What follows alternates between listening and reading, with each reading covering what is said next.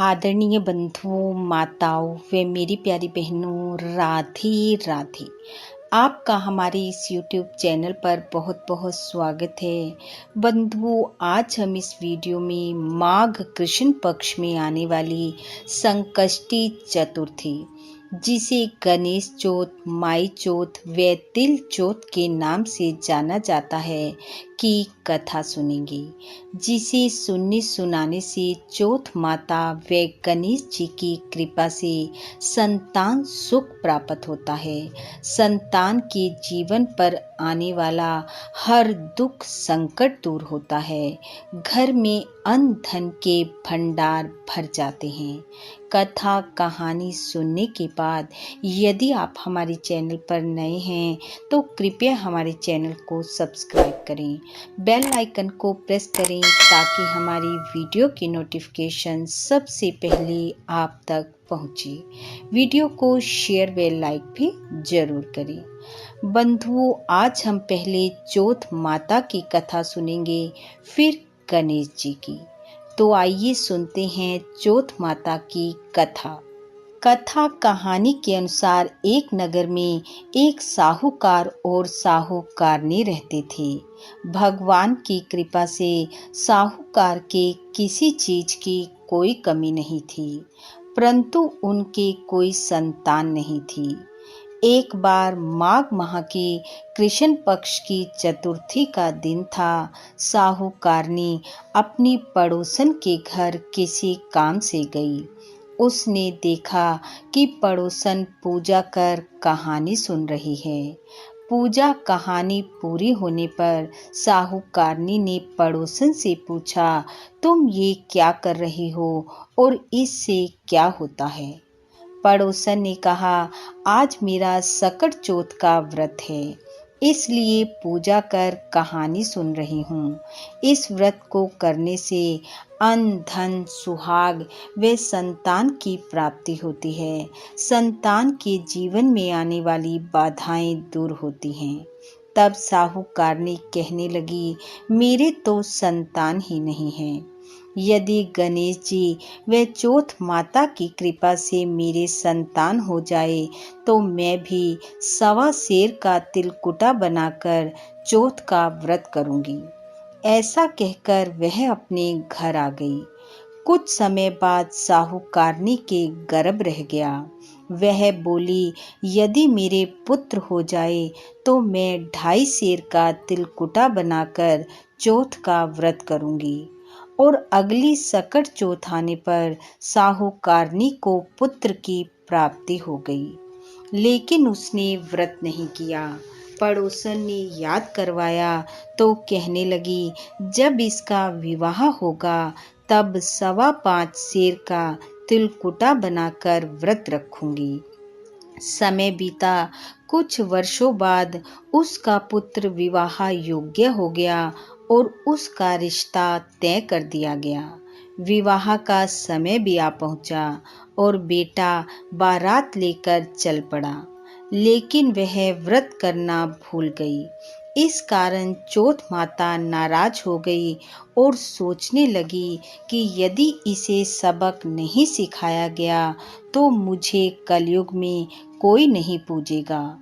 जब उसका बेटा फेरे ले रहा था तो चौथ माता ने उसके बेटे को फेरे पर से उठा लिया और ले जाकर पीपल के पेड़ पर बिठा दिया।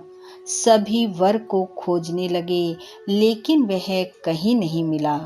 हताश होकर सभी लोग अपने अपने घर चले गए।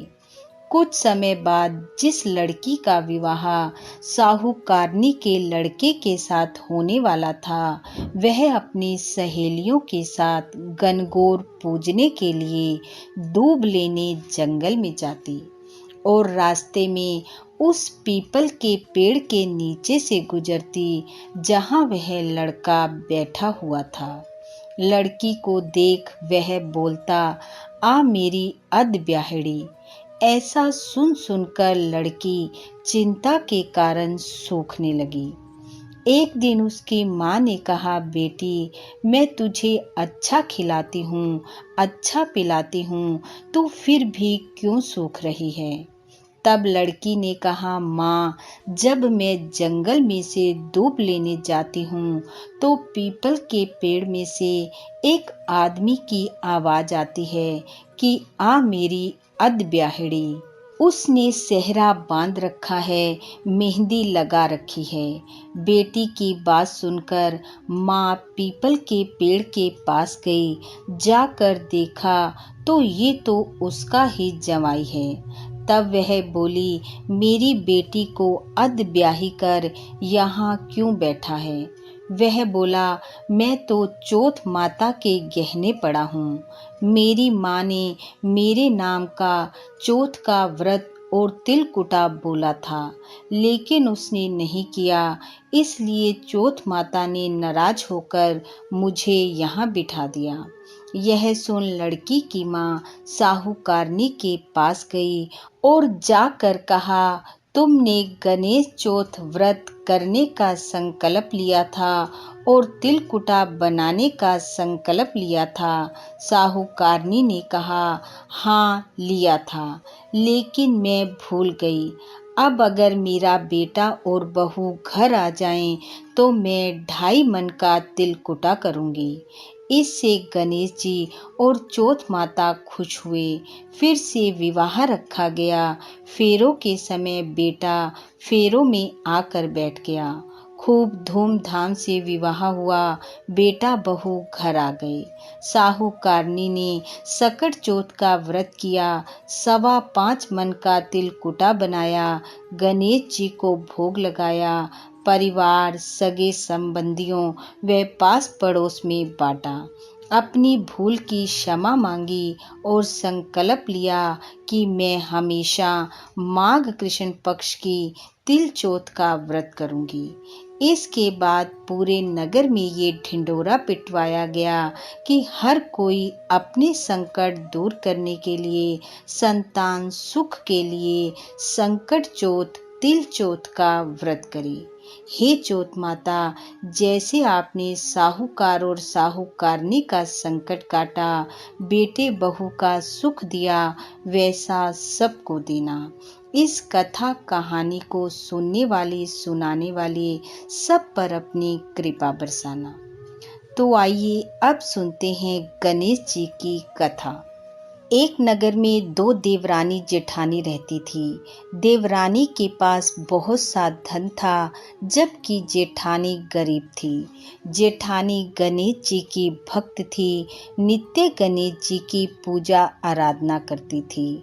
जेठानी देवरानी के घर काम करने जाती और देवरानी उसे जो भी खाने को देती, वही लाकर वह अपने पति और बच्चों को खिला देती। ऐसे ही एक बार माघ महीने की गणेश चौथ का व्रत आया। जेठानी ने व्रत रखा।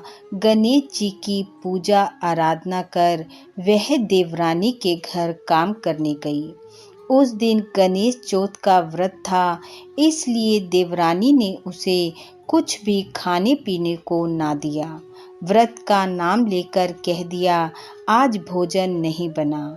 देवरानी बिना भोजन के ही घर चली आई। घर पहुंचने पर उसके पति ने भोजन मांगा तो वह बोली, आज उसने कुछ भी नहीं दिया। यह सुनकर उसके पति को बहुत गुस्सा आया और उसने उसे बहुत मारा। वह रोती रोती गणेश जी करती सो गई। थोड़ी देर में गणेश जी बाल रूप में उसके घर पहुंचे और बोले, आज तो संकष्टी चौथ गणेश जी का व्रत है और तू सो रही है, क्यों सो रही है? उठ कर बता। उसने कहा, मैं अपनी देवरानी के घर काम करने जाती हूँ और वहाँ से जो भोजन मिलता है वही लाकर अपने पति और बच्चों को खिलाती हूँ, लेकिन आज व्रत का नाम लेकर उसने मुझे कुछ भी भोजन नहीं दिया, जिसके कारण मेरे पति को भूखा रहना पड़ा और उसने क्रोध में आकर मुझे मारा। बाल रूप में आए गणेश जी बोले, आज मैं घर घर से तिलकुटा खाकर आया हूँ, इसलिए मैं अब शौच जाना चाहता हूँ।